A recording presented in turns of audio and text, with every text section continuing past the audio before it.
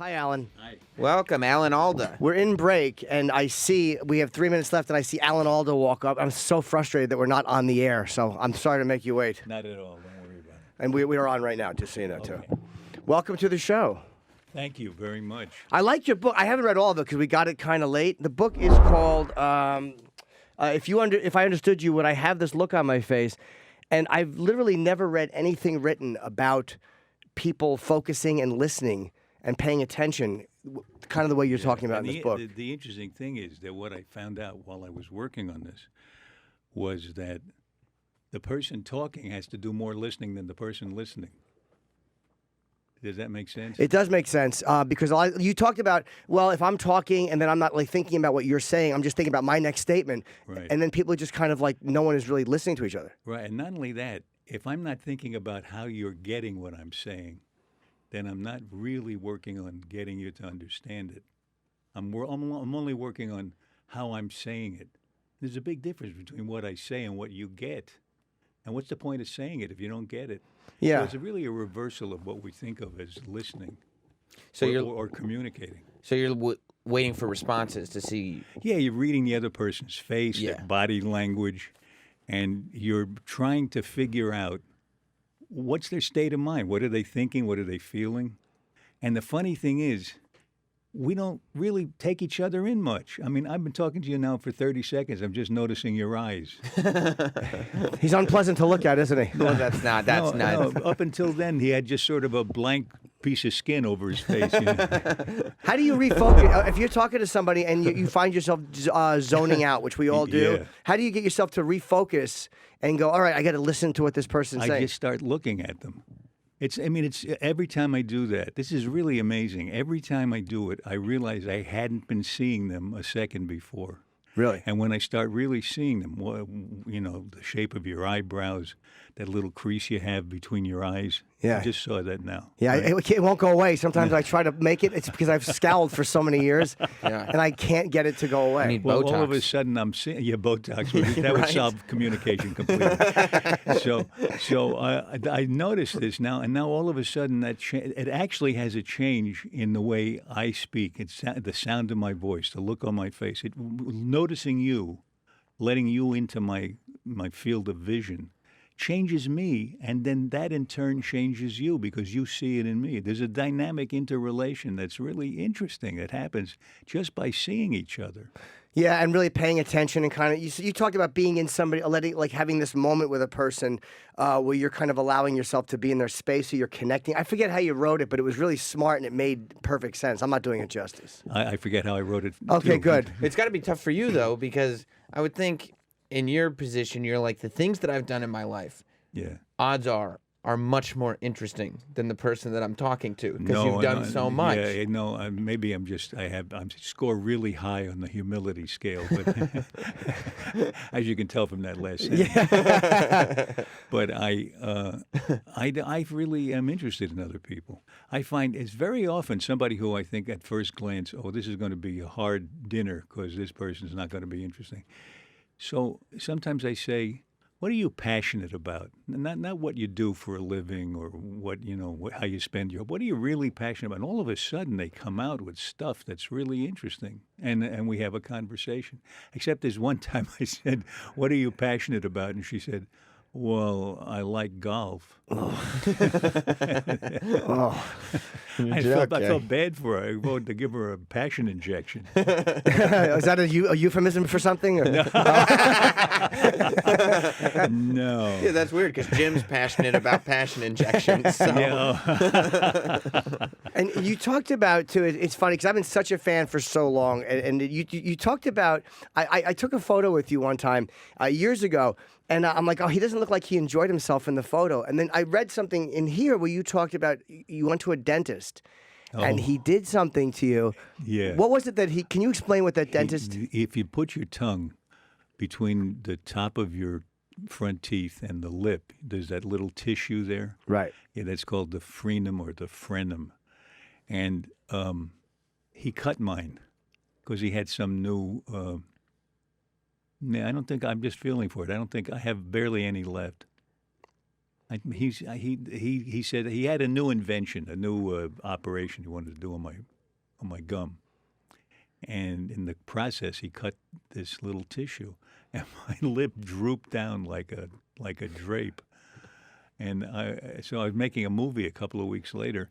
And the cameraman came over and said, "I thought you were supposed to smile in that shot." I said, "I did." Oh, He said, no. You were sneering.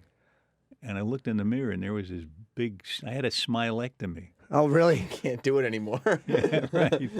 So my smile is a little altered. I have to like consciously pull back my cheeks to get a smile. Well, wasn't he supposed to do a two-part procedure? Yeah, there was supposed to be 2 parts. I can't remember if I let him into my mouth again. Oh boy, if I said that.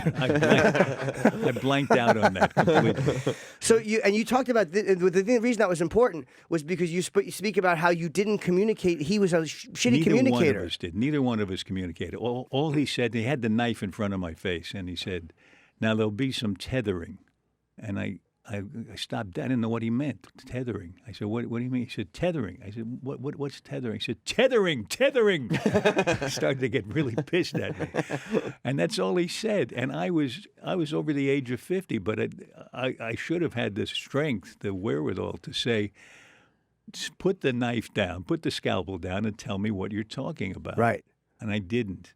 And he cut, and boom, there went my smile, at least for a while. I got some of my smile back. Yeah. But that's funny that you're Alan Alda, and even you have those moments of Yeah. like it's almost like you feel like a little kid in the doctor's chair and just not able to just talk to him as another adult and go, "Wait a minute, I want to know what you're doing." Yeah, see, I need practice in what this book teaches, which I got while I was writing it, and I learned a lot more about how to take care of myself in a communication. But I don't know I'm Alan Alda until people tell me. Really, you don't feel like it. You don't feel like I Alan just Alda. found out a second ago from you. And then you'll forget again. Yeah, right.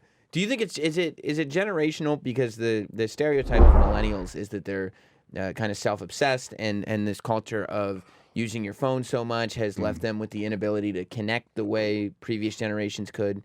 Do you see that when you're I don't know if the word is researching, but researching this stuff? Well, we've taught at the Center for Communicating Science that I helped start at Stony Brook University. We've across the country and in other countries, we've trained about 8,000 scientists and doctors of all ages. Some of them are senior scientists, some of them are graduate students. So we've got millennials and everybody else. And I don't think this communication problem is confined to any one generation. I think we all tend. It's such a curious thing. We all tend to be preoccupied with what we want to say, not how the other person is taking it.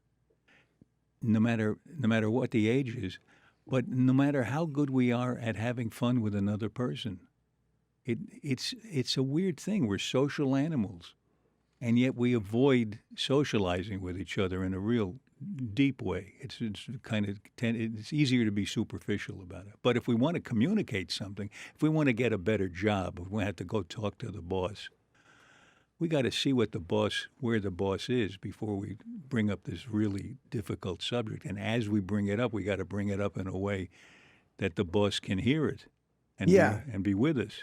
Well, that whole thing you're talking about, that feeling somebody out, that whole kind of seeing in the moment. You're like an old school improv guy, which is kind of you started doing improv. That's the only training I ever had as an actor. And where was it? With Paul Sills. We were on the stage of Second City, but it wasn't Second City stuff. It wasn't comedy improv. Well, what were you improv? It was Viola Spolin's theater games, which are not intended for comedy. I mean, you can use them to get comedy. And there's a lot of laughing because it's the laughing that you get from seeing spontaneity.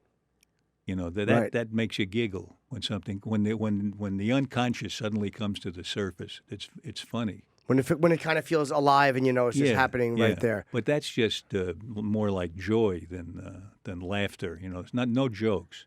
So what I teach and the people I work with teach improvisation for communication purposes. It's so that you can establish this connection with another person, because you can't do improv unless you're connected. And the early exercises in improv put you in sync with the other person. You're almost one unit. The whole yes and thing. the byword of a lot of improvisers. Yes, and the basis of yes and is you got to make your partner look good. You can't take it away from your partner. Your partner says, you're in a scene, your partner says, look at the water down there. And if you say, that's not water, that's the floor, you'll get a laugh out of that, but that's the end of the scene, and you've just made your partner look bad. Right. On the contrary, you'd say, you take what you get from your partner, whatever it is, however weird it is. Look at that water down there. You say, yeah, let's jump in. Yes, let's jump in, and let's catch on to that whale out there. Now, all of a sudden, you've added to what your partner said, and you each are contributing to the other. That's what a communication can be. So when you started, when you started, and when did you go into comedy improv from there? Like when did you start doing that? First, I did. It was a very interesting progress. I really saw the importance of real training in improv, because the first improvisation I did was in a cabaret in the basement of a hotel in Hyannisport. It was the same hotel that John Kennedy was doing his press conferences during that summer we were there. Was it the same time? Or it was all around the same time? It was in the summer. He would do his press conferences in the morning and upstairs in the hotel, and at night I would play Kennedy in a mock press conference, and the same reporters would come to both. And ask you mock questions or They'd real ask questions? me the same questions they'd asked him, but hadn't been in the papers yet, so I didn't know what they were talking about. So it was a true improvisation. So you were improvising as Kennedy to the same reporters? Yeah, it's really weird. Yeah, that is weird. So we did the 2-hour show, and the second hour was total spot improvisation, no preparation whatsoever. They'd give us suggestions from the audience, headlines and things like that. That was just what I would call guts improvising. There was no preparation for it, except you had a few characters you could call on, But a year or two after that, I worked with Paul Sills on this more basic kind of improvising, the Viola Spolin invented a long time ago, like 60, 70 years ago. Oh, no, I was going to ask you, who were some of those guys you worked with back in those? Diana Sands, who's dead now, and Rennie Santoni, who I don't know. Yeah, they were extremely talented people, but you probably haven't heard of most of them. Oh, okay. They're just people that were around at that time and not necessarily now. Yeah. Did you ever meet Kennedy? No, I never met him. I did him, but I never met him. How great is it to, like, when we hear scientists, right? This information that they have is information that we should all have. So we kind of look at them as they're these geniuses there to teach us because we don't have any of this information. Yeah. How great is it to take information that you have and a skill set that you have and be able to teach these people that generally we would look at that's as... That's a nice question. What's nice about it is almost all of them are eager to get better at what they do. And they accept the idea that I have some experience in a field they don't have experience in, and they see it working. Right. They see one another in a workshop. They see one another struggle to be understood. And sometimes fellow scientists don't understand what they're saying. I mean, that's a revelation sometimes. What's a really sad statistic is that we sometimes ask them, when you go to a conference and you hear papers presented by people in your field, how much of it do you understand? And often they say about 20%. Wow. That's not good. Do you think they're embarrassed? Do you think they're embarrassed to ask what does that mean because they don't want to look stupid? Well, they're in the audience. The person is reading from a paper or talking, and they don't.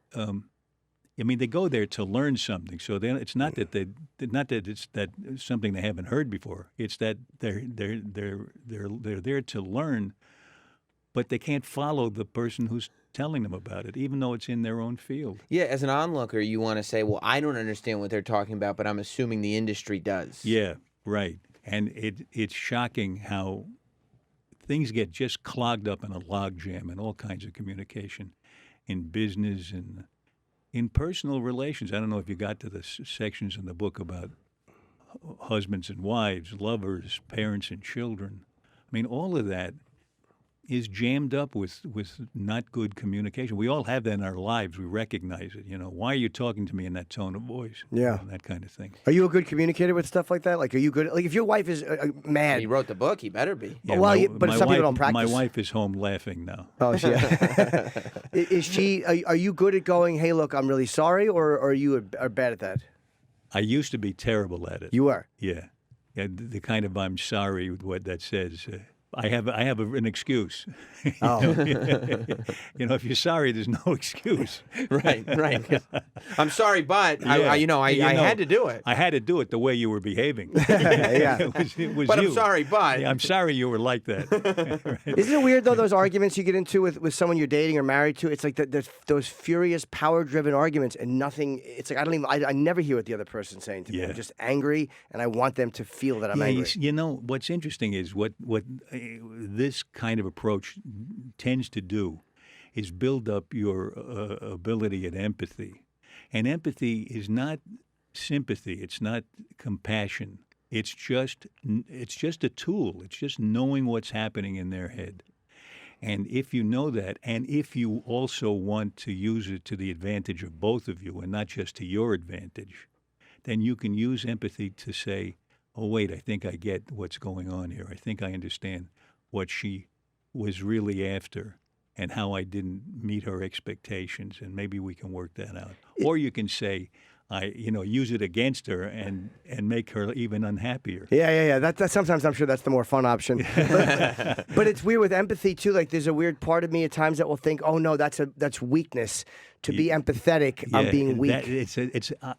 Some people define empathy that way. I don't use it that way because the way I see it working in communication is it's just a tool, and you can build it up. And the more you build it up, the more it gives you a chance. It has made me feel that other people are less annoying. Oh, if you understand them a I see little where bit. the annoying behavior is coming from, and I say, oh, I see. Okay, I don't have to get upset about this. It's not directed at me. They're going through something. They're awful, or they're this. They're having trouble at home, or they're sick. Whatever it is. I got in a taxi once, and I was getting mad at him, and then I realized he had to get someplace and get to the bathroom, and I thought, well, that's kind of more important than what I'm worried about here. Yeah, it's a nice way for you to look at it, because I would always think that my trip is more important than his bathroom habits. Yeah, right. I'm awful. But the guy, he saw me helping him find where to go, which ordinarily would get me upset because I used to drive a cab, and I thought it was my responsibility to know how to get there. So when I started helping him find where we were on the map, because I got out my cell phone. I was getting I was in an ecstasy of empathy. Yeah, you are now involved completely. Yeah. He said, nobody gets in this cab as nice like you. I'm taking you exactly to where you're going. I said, no, go drop me off a block away. You can go to the gas station at 96th Street. And he said, no, I'm taking you where you're going. Now the guy is devoting his kidneys to me. Well, you grew up with mental illness in your family, right? Yeah, my mother was schizophrenic. So does that change the way you look at communication? Because like when you have that kind of mental illness from your mom, there are behaviors that you have to, you don't want to use the word excuse, but you have to at least say, well, that's an illness. See, that was first of all, in those days, nobody talked about it. Mm-hmm. My father and I both suffered from her mental illness, and neither one of us would ever talk about it. You didn't even connect together? No. Wow. Never once. Wow. And so I wasn't as aware that she was mentally ill as I was aware that I wasn't getting mothering from her. And I didn't like her for it. Sometimes I hated her. I really needed what's in this book. I needed to see what was underneath. And it was only later in life, when, before she died, I realized that she couldn't help it. Right. And I tried to take care of her as much as I could and make up for how I felt about her earlier. And I didn't want to feel guilty after she died. I wanted to I put more into it than was reasonable, I thought, because I really wanted to ease her way out. When she had a hard time, it's very painful to be mentally ill. And your dad, you never even because your dad would be in MASH with you sometimes, and you never even as adults later in life had any type of what would happen if things went crazy. How would you two address it? Would it just be like, it's your mom? We just cope with it.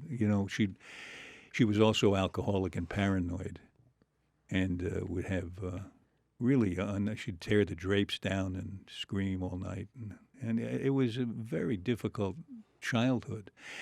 Interestingly, it gave me put me in the habit of reading her really carefully, because I had to figure out whether I was getting reality from her or just her reality. And so I think that helped me as an actor and a writer, because I'm more observant and I look for what's under the surface. Maybe it helped me with working on this book, even though you can always get better, and I got better at all these things as I worked on it. Because you're trained in talking to somebody Right. and finding out exactly where they are and exactly because you know how you're going to be affected by exactly what type of place they're in. Right. Yeah, it was a real interesting training ground. At what point in your childhood did you realize this is not typical? Because like a lot of times, if it's in our house, we just assume this is... never knew it wasn't typical. When it was interesting into my teens and early 20s when people say, "Oh, I love my mother so much," I'd say, "Really?" I thought everybody had a difficult mother. Did you feel guilty feeling what that kind way? of a person? What is this? A nice mother? What? Did you feel guilty not liking her? Pardon me? Did you feel guilty not liking her? I can't remember. I think it was sort of a scab I had. Protected me. How old were you when she passed away? I was in my 50s. Oh, so she saw you go on to success and Yeah. do what you did. Yeah. Did she think you weren't smiling at her? Because that was the same time you smiled. My son frowns too much. It didn't play into the paranoia too well. Yeah, that's what I was thinking. Like, what's he really thinking now? He's going to kill me now. He's frowning at me. Do you have any of that? Did you get any of that? Because a lot of times it's hereditary. Did any of that? I don't think so. But watch your step. Yeah. Oh, yeah. Yeah. Well, at least we know. I mean, if you don't think you have it, at least we know the paranoia didn't kick in, right? Yeah. Well, no, you're never paranoid about yourself. It's always about other people. It's always other people. What are they saying when I leave the room? Yeah. Yeah. Did you guys almost too? Just I have to ask you. I just want to ask one MASH question. Really, did you guys almost really get canceled in the first season or after the first season? Excuse me. No, I don't think so. But we were at the bottom of the ratings list. I used to tell people we're in the top 78. And it was only when we went into reruns and people had seen the other shows already and they tried out ours in that first season of reruns that we got started to build an audience. And then the second year we had a real audience. And for people not familiar, after season 3, I think McLean Stevenson decided to leave. And do you remember when that happened? Going like, what are you doing? Things are just getting I good. thought he was making a mistake, and we ran into him on an escalator a couple of years later, and he said, I really am sorry I did that. Oh, wow. He was blinded by an offer from another network that said they were going to put millions into his career, and you'd give him a show, his own show. And Hello, Larry. yeah. And it just on the face of it, if you're doing something as groundbreaking as MASH, there really is no other show that you can think of that would be something to take a bet on. Yeah, and it's one of those things where in that moment, I guess and what they did was so amazing with him because they left no room for him to come back. They were mad at him. Oh, they were? Yeah. Yeah, they said, you're going to go. You're dead. Yeah. We're going to kill you off out of spite.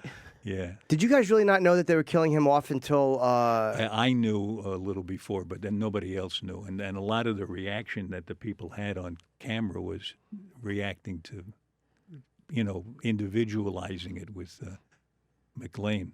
Knowing that, like, when they heard that they announcement... They wouldn't see McLean again. Yeah, they knew he wasn't going to come back on the Christmas special. There was going to be no way to do it. And I think he was standing in the shadows in the back when we did the scene. I think it really affected him. Wow, he was there. Yeah. Oh, so he didn't even know until he read it, or? I don't know if he knew. Man. Have you ever been killed off something where they don't tell you you're going to be killed off until...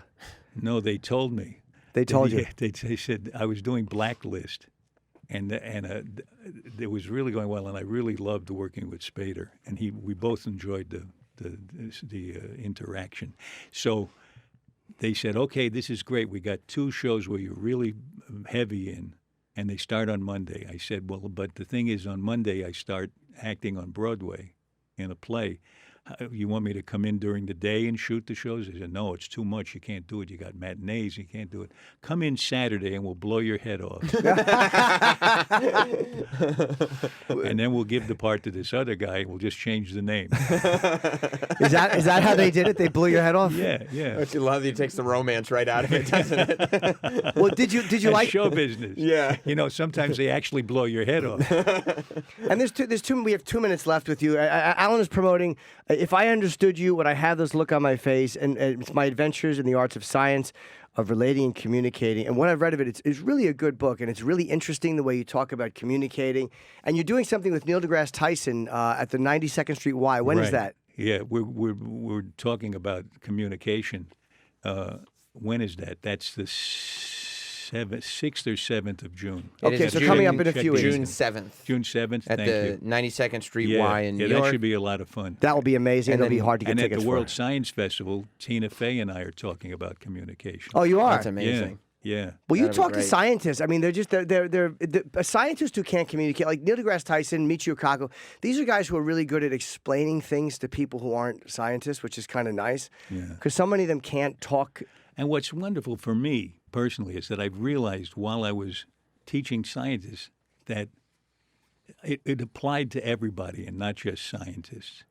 And that's what's all over the book is how we all can make use of that this kind of better communication works, you know, to put it in a corny way, from the boardroom to the bedroom. Yeah.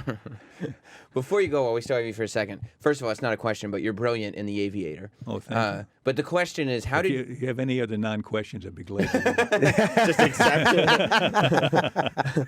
Feel free. How did you end up doing Horace and Pete, and what was the process It like was working great. with Louis? It was great. I think my agent suggested me to Louis C.K. and he said he's nothing like this, and she said she's wonderful. She said he can do anything. Talk to him. So I read it, and it's such a brilliant script. I talked with Louis, and I said I'd really like to be part of this, and he said, well, it's not you. You're not him. I said, well, I know. But when I don't know how I'm going to do something, that's like the best way to start. That's how I was with Hawkeye. I didn't know. I didn't see myself as that character at all. But that makes you do something original. Yeah. You know, so he said, oh, well, if you want to do it, then you would know best. So, okay. I mean, he's wonderful. He really takes a risk. But it's amazing, too, that he had balls enough, like, when you were, like, interested, he was like, well, I don't know if you want to do this. Like, you would think if you had this project and Alan Alda shows up, you're like, yeah, do it. No, he is very he's a very interesting guy. He's a kind of improviser, but he's also a master planner. He's a brilliant guy. I was very glad to work with him. Yeah, we have to wrap up with you. Also, I saw you in Glenn Ross when you I did that love on that Pro. play, Yeah, yeah. as Shelley, you were fantastic. Thank you. All right, I guess we have to wrap up the book. If I understood you, would I have this look on my face? You're literally one of my favorite people in history. So Thank you. I've been wanting to interview you and talk to you for probably 15 years. I've been like, get Alan Alda. So you're finally. And I'll mention the appearances. Yeah. Oh, there you got him. Good. Yes, June 7th, as we said, he's with Neil deGrasse Tyson at the 92nd Street Y. You can see Alan June 10th at Barnes & Noble's in Union Square here in New York at 2 p.m. He's going to be in Los Angeles on June 12th and Atlanta on June 27th. I didn't even know about some of those. Thank you. Yeah. Yeah, they tell us. They I never gotta tell listen you. to They more tell us. regularly. This is